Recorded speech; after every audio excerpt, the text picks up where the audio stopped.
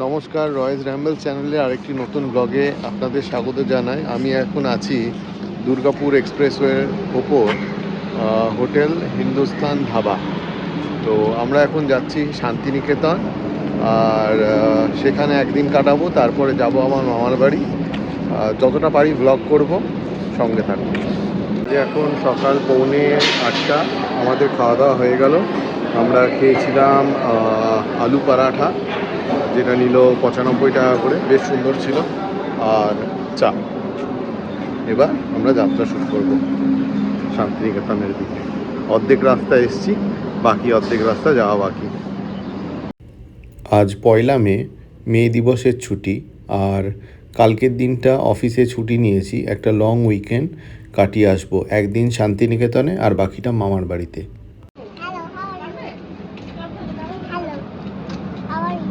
Hello, how are you? Raya এই বসে থাকা মূর্তিটাকে দেখে খুব মজা পেয়েছে। ও প্রথম এরকম মূর্তি দেখলো। আমরা এখন বর্ধমান থেকে বোলপুর যাওয়ার রাস্তায় একটা জায়গায় স্টপ নিয়েছি। স্টপ নিয়ে এখন একটু ফ্রেশ আপ হচ্ছি। রায়া অনেকক্ষণ ধরে গাড়িতে চড়তে চড়তে ওর একটু বোর লাগছিল, তাই আমরা একটু ব্রেক নিয়ে এখানকার প্রকৃতি এনজয় করছি। হ্যাঁ, ও রায়, কারি পাতা পাওনি? খাবে একটু কারি পাতা? আচ্ছা, রায় এখন চিড়ে ভাজা থেকে বেছে বেছে কারি পাতা খাবে। বাজে এখন সকাল 10:30। পৌঁছে গেলাম Bolpur NIC eco tourism centre, WBFDCর একটা সুন্দর প্রপার্টি। ইদানিংকালে WBFDCতে থাকতে থাকতে WBFDCর প্রপার্টিগুলো আমাদের খুব ভালো লাগে। তো আসার কয়েকদিন আগে আমরা বুক করেছিলাম। এই দেখুন, ঢোকার রাস্তাটা কি সুন্দর, মোরামে বেছানো রাস্তা, দুদিকে সুন্দর গাছপালা। প্রপার্টিটা দেখে তো মনে হচ্ছে বেশ বড়। এবার ভেতরে ঢুকে দেখি কেমন লাগে।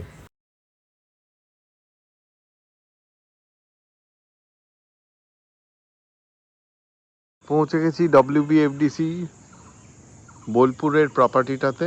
খুব সুন্দর প্রপার্টি, একটা খুব কোজি কটেজ পাওয়া গেছে। এই রুমটার নাম হচ্ছে ডিলাক্স টুইন। তো এই পুরো কটেজটা আমাদের, এটাতে দুটো জয়েন্ট রুম আছে। রুম ট্যুরটা একটু দিয়ে দিই। এত সুন্দর না এলে পর জান সেই ফরেস্টে থাকতে হবে। হ্যাঁ, ফরেস্ট ডিপার্টমেন্টের বাংলোগুলোর একটা সুন্দর শান্ত স্নিগ্ধ ব্যাপার রয়েছে। এই যে এটা হচ্ছে ঢুকেই একটা ঘর, দুটো টুইন বেড একসাথে জুড়ে দেওয়া আছে। বেড সাইড একটা চেয়ার রয়েছে, একটা টেবিল রয়েছে, এসি রয়েছে। সুন্দর ক্লিন প্রপার্টি। এই ঘরটাতে একটা সোফা, একটা ডাবল বেড, আর এইখানে হচ্ছে একটা ড্রেসিং এরিয়া, আর এইটা হলো একটা সুন্দর বাথরুম। এখানে ওয়েট এরিয়া আর ড্রাই এরিয়া সেপারেট করা আছে।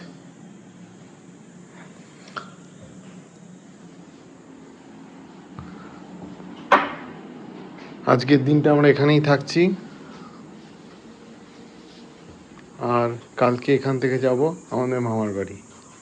মামা, ওই এইটাতে পিঁপড়ে আছে। ওই তুমি যে জায়গায় দাঁড়িয়ে আছো, তোমার পায়ের তলা দিয়ে পিঁপড়ে যাচ্ছে। হ্যাঁ, বাস।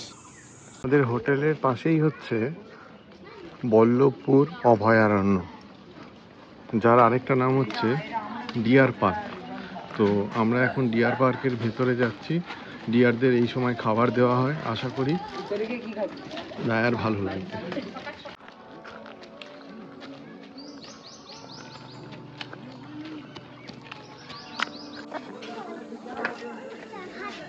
বাবা দিয়া আসছে।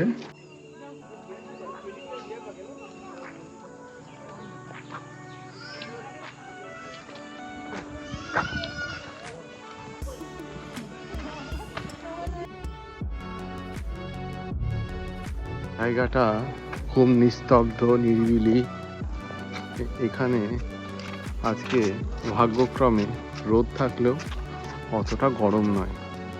টেম্পারেচার এই মুহূর্তে 34 ডিগ্রি সেন্টিগ্রেডের কাছাকাছি, আর একটু হয়তো ঠান্ডা হাওয়াও বইছে, তো অসুবিধা হয়নি।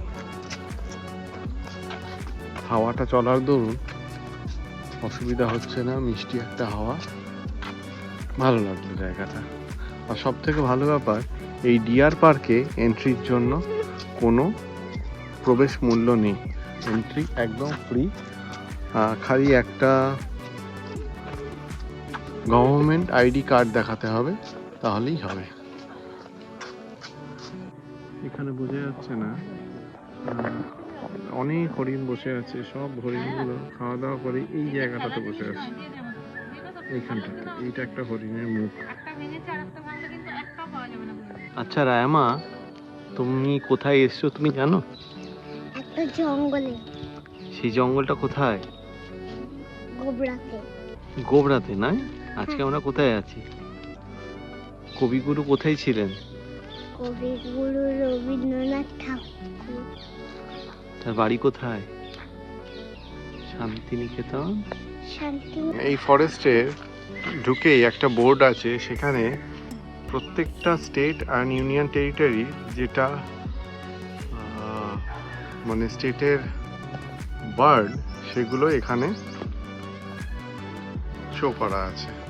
এটাই আছে প্রত্যেকটা স্টেট অ্যান্ড ইউনিয়ন টেরিটরি যে আইকনিক ট্রিজ, সেগুলো উল্লেখ। ডিয়ার পার্ক থেকে ফিরে সবাই ফ্রেশ হলাম। আমি চান করেই এসেছিলাম, বাকিরা এখানে চান করলো। আর সবাই ফ্রেশ হয়ে এখন 1:30 বাজে, আমরা যাচ্ছি লাঞ্চ করতে। আমার 2 হাতে 2 ভালনারেবল পারসনকে ধরে আমি যাচ্ছি রেস্টুরেন্টের দিকে। এদের একটারও হাত ছাড়লে পড়ে যাওয়ার সম্ভাবনা রয়েছে।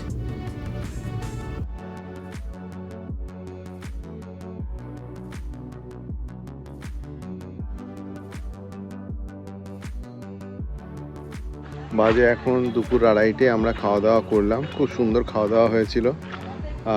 ভাত, ডাল, আলু পটলের তরকারি, পোস্তর বড়া ভাজা, আর ঘরোয়া মাছের ঝোল। খুবই সুন্দর হালকা পাতলা রান্না হয়েছিল, কোনো ঝাল দেওয়া হয়নি আমার মেয়ের জন্য। আর এখন খেয়ে দিয়ে উঠে আমরা একটু ওই ফসিল পার্কটার দিকে যাচ্ছি। এখানে একটা ফসিল পার্ক আছে প্রপার্টির মধ্যে, সেখানে প্রায় 1.5 কোটি বছর পুরনো গাছ, যেগুলো এখন পাথর হয়ে গেছে, সেগুলো কিছু সংরক্ষণ করে রাখা আছে। দেখুন প্রপার্টিটা কি সুন্দর, এই দেখুন গাছে কাঁটা ধরে আছে।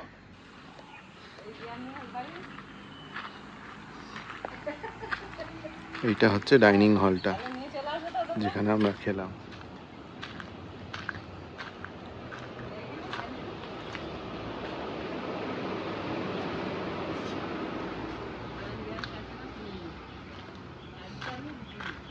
ওই দেখুন গাছে আর একটা কাঁঠাল হয়ে গেছে।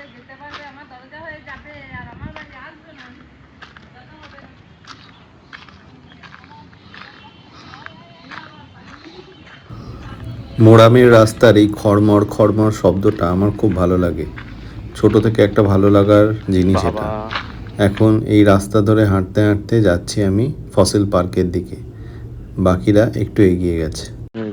ওদের পেছন পেছন এই যে গাছের গুঁড়িটা রাখা আছে, এটা 9400 বছরের প্রাচীন একটা কুল গাছের গুঁড়ি। পাওয়া গেছে কোপাই নদীর তীরে, বালির স্তরে 2 মিটার নিচে। এই দেখুন এই গুঁড়িগুলো একদম পাথরের মতো হয়ে গেছে, কোনো কাঠের মতো মনেই হচ্ছে না। ওইদিকে আরো কিছু গাছের গুঁড়ি সংরক্ষণ করে রাখা আছে। কি বুঝছো? এটা হচ্ছে 10,400 বছরের পুরনো কুসুম গাছের একটি গুঁড়ি, এখানে সংরক্ষণ করে রাখা আছে। আর ওইদিকে আর একটা আছে, যেটা হচ্ছে তেঁতুল গাছের গুঁড়ি, সেটাও 10,400 বছর পুরনো। কি সুন্দর ফুলটা। এই দেখুন এইটা হচ্ছে মেন রোড থেকে ঢুকে এটা হচ্ছে প্রপার্টির এন্ট্রান্স। প্রপার্টিতে এন্টার করেই এই সাইডটাতে এখানে হচ্ছে ওই ফসিল পার্কটা, যেখানে গাছের ফসিলগুলো রাখা আছে, সংরক্ষণ করে রাখা আছে। আর তারপরে যদি আমরা গেট থেকে যে রাস্তাটা সোজা ঢুকছে সেটা ধরে যদি আমরা যাই, তাহলে আমরা মেন প্রপার্টির মধ্যে ঢুকবো। যতক্ষণ না শুকে যাচ্ছে ততক্ষণ লাগছে।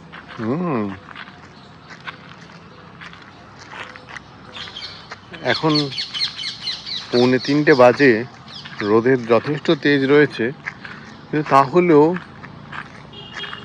অতটাও গরম লাগছে না। মাঝে মধ্যে রোদ, মাঝে মধ্যে মেঘের ছায়া, খুব সুন্দর লাগছে। আমরা আসার আগে ভাবছিলাম যে এই উইকেন্ডটাতে হয়তো খুব গরম থাকবে, কিন্তু এমনটা হয়নি।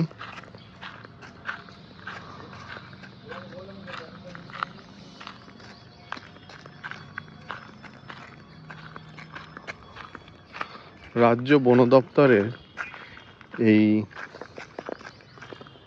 প্রপার্টিগুলো খুব সুন্দর সাজানো গোছানো, নিরিবিলি। এতদিন আমরা WBTDCL এ ট্রাভেল করতাম, WBTDCL এর প্রপার্টিগুলোতে, কিন্তু এখন ইদানিংকালে আমরা যে WBFDCর প্রপার্টিগুলোতে যাচ্ছি, আমার তো বেশ লাগছে। এই দেখুন, এখানে জায়গায় জায়গায় শাঁকো তৈরি করা আছে। এই দেখুন, এখানে জায়গায় জায়গায় ছাতিম গাছ, আর এই ছাতিম গাছের তলায় দাঁড়িয়ে যে এক অদ্ভুত সুগন্ধ, কি যে বলবো, এ উপভোগ করার জিনিস। ওই দেখুন, ওইখানে বাবাকে ধরে ধরে নিয়ে আসছে দিয়া। এখানে আরো 2টো কটেজ আছে, টোটাল 3টে কটেজ। এগুলো সব সিঙ্গেল রুম কটেজ, আর আমরা যেটাতে আছি সেটা ডাবল রুম কটেজ। এখানে আর একটা শাঁখো আছে।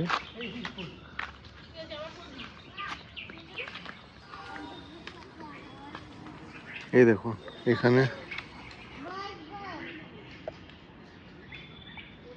বেশ কয়েকটা শালুক ফুল ফুটে আছে। ওই দূরে আছে একটা জলাশয়।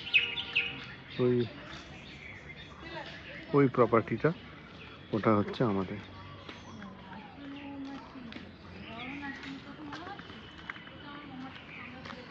আহা, দেখো ছাতিম গাছটা কি সুন্দর লাগছে।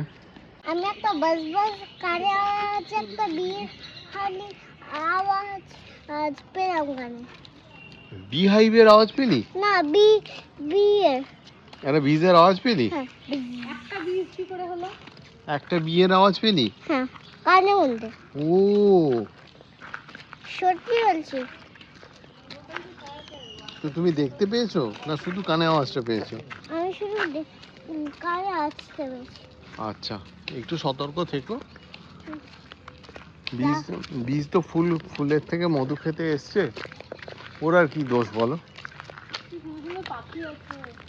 প্রচুর পাখি দেখা যাচ্ছে, তারপরে পাখির আওয়াজ শোনা যাচ্ছে। আমি খালি এখানে দেখতে পাচ্ছি, কি বলে, ঘুঘু দেখতে পাচ্ছি প্রচুর। কাঠবিড়ালি আমাদের ইয়েতেও তো আছে। বাজে এখন বিকেল 4:30। আমরা যাব সোনাঝুরি হাটের দিকে। ওয়েদারটা খুবই ভালো আছে, আর এখানে খুব সুন্দর পাখির ডাক শোনা যাচ্ছে, হরেক রকম পাখি দেখা যাচ্ছে। তো সব মিলিয়ে খুব এনজয় করছি আমরা। এসছি খোয়াইয়ের হাটে, অনেক দিন পরে এলাম। লাস্ট এসেছিলাম 2017-তে, অনেক দিন পরে। ভালো লাগছে খোয়াইয়ের হাটে এসে।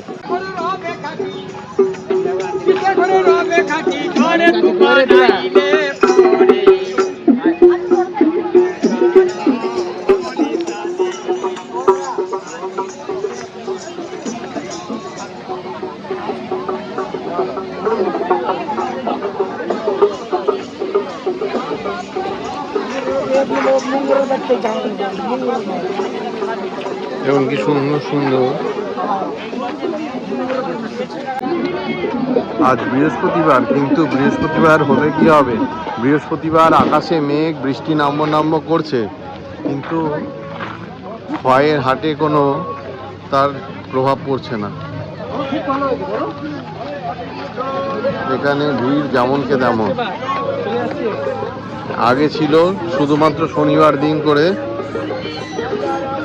হাট বসতো, এখন অলমোস্ট প্রতিদিনই হাট বসে।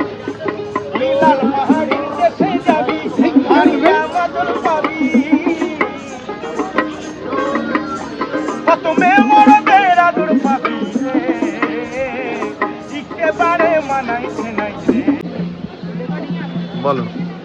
বলছি হ্যাঁ। আজকে এই যে হাটটা দেখছিস না, হুম। মানে প্রকৃতি যে এত সুন্দরভাবে আমাদের সাপোর্ট করেছে ভাবা যায় না। সত্যি কথা। এত সুন্দর ওয়েদার, মানে চিন্তা করা যায় না। দুর্দান্ত লাগছে। কিন্তু জায়গাটা খুবই সুন্দর। আর তোমার এই প্রথম? হ্যাঁ, সোনাঝুরিঘাটেই প্রথম। আমি শান্তিনিকেতন এসেছি, সোনাঝুরিঘাটে আগে আসি। খুব সুন্দর। রায়া, তোমার প্রথম হাট দেখে কেমন লাগছে বাবু? ওয়াও। খোয়াইয়ের হাটে ছিলাম আধ ঘন্টা 45 মিনিট মতো, তার বেশি আর থাকতে পারিনি। প্রচণ্ড বৃষ্টি চলে এসেছিল। এখন এসছি সর্বমঙ্গলা বলে একটি মিষ্টির দোকানে। এখানকার মিষ্টি নাকি বোলপুরের খুব বিখ্যাত। দেখুন মালপোয়াগুলো কি সুন্দর, আর প্রত্যেকটা মিষ্টি খুবই লোভনীয়।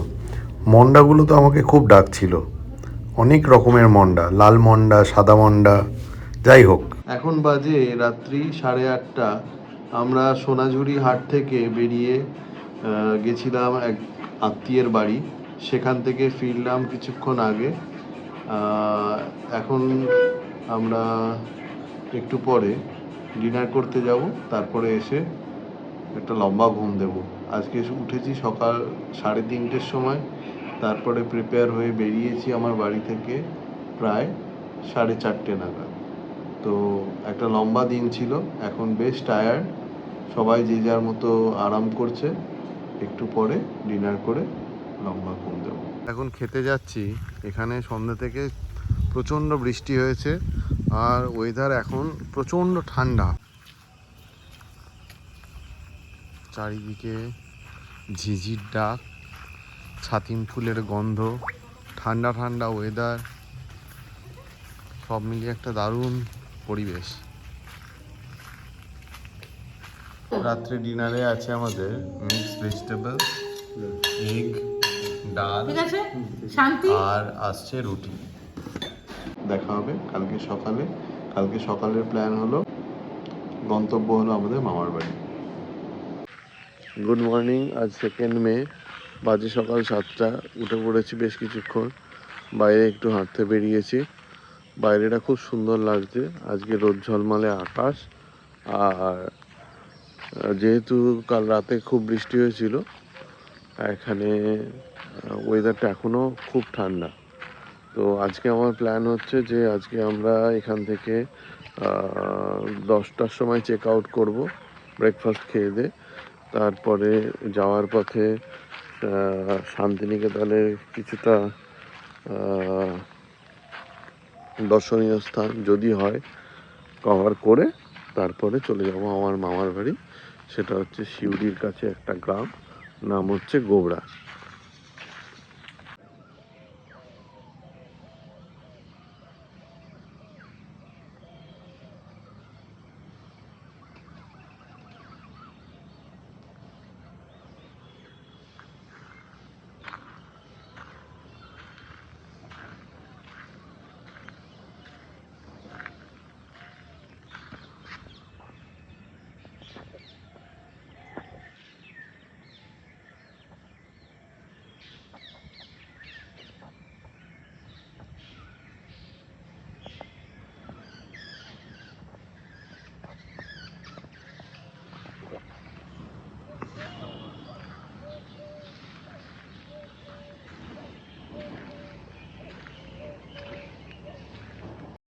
কি করছো মা? তুমি গাছের ডালে ঝুলছো? এটা ন্যাচারাল সুইং, জানো? করো তো একটু ভালো করে সুইং। একটু পেছনে চলে যাও, একটু ওপরে ধরো। বাহ, সাব্বাস, দারুণ হচ্ছে। ভেরি গুড শ্রীনিকা, বাজে এখন সকাল 9টা। আমরা যাচ্ছি এখন ব্রেকফাস্ট করতে।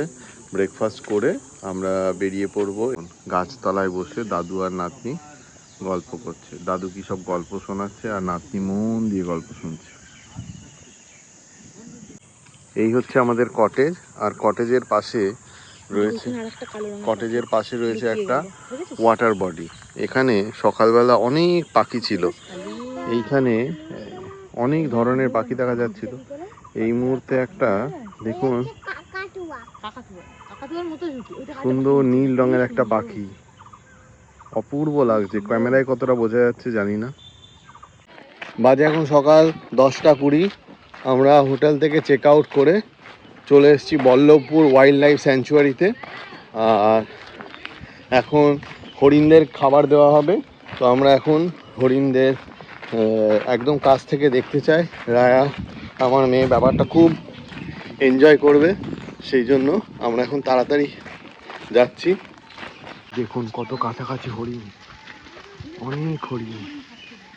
ও মাই গড, কি সুন্দর, কত হরিণ। সবাই এখানে খাবার খেয়ে এসেছিল, খাবার খাওয়া হয়ে গেছে, এখন ওরা যাচ্ছে। আমরা বোধহয় প্রথম এলাম পার্কে। আমি কাছাকাছি আসাতেই সবাই দৌড়াতে আরেকটু দূরে চলে গেল। শ্রেণিকা, হরিণের ডাক শুনলে? ওই দেখ ডাকছে তোকে, রায় তোকে ডাকছে। হ্যাঁ ভালোই হলো। কেমন লাগলো তোমাদের? খুব ভালো, এতগুলো হরিণ কাছে এসছে। এয়ারপার্ক দেখে আমরা এলাম উত্তরায়ণে। উত্তরায়ণ হলো কবিগুরু রবীন্দ্রনাথ ঠাকুরের বসত বাড়ি।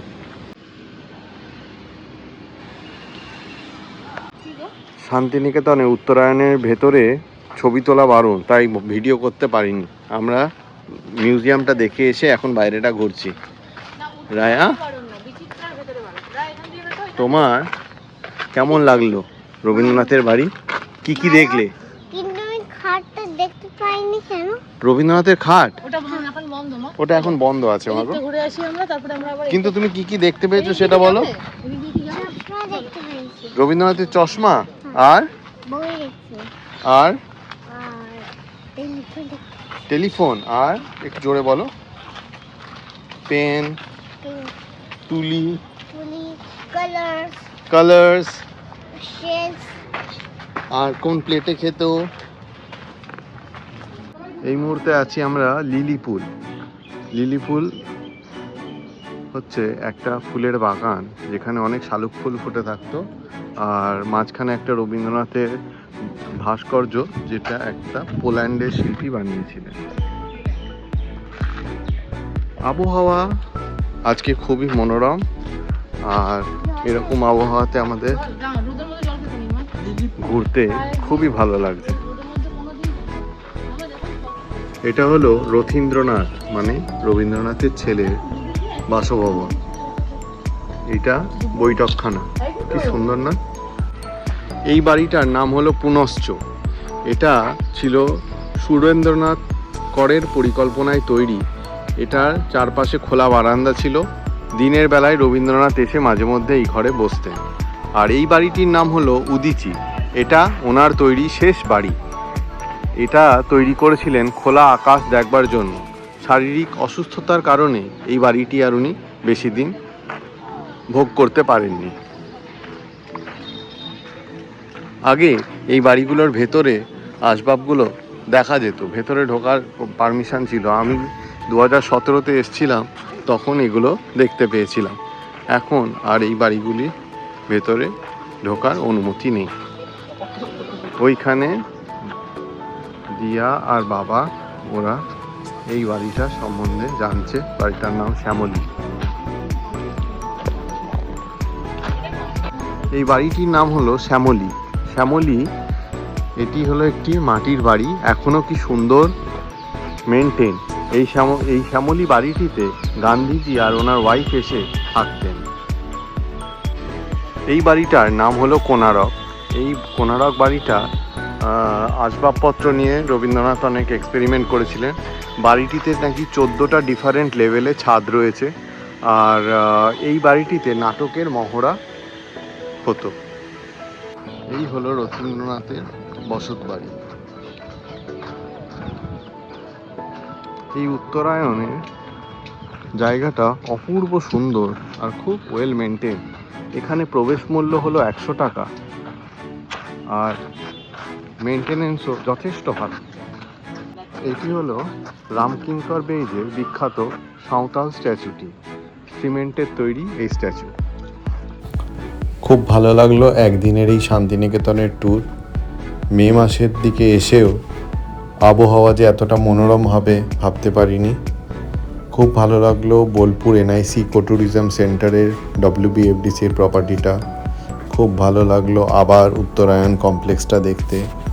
দেখলাম উপাসনা গৃহ, দেখলাম ছাতিমতলা, সেগুলো আর ধরা হয়নি ক্যামেরায়।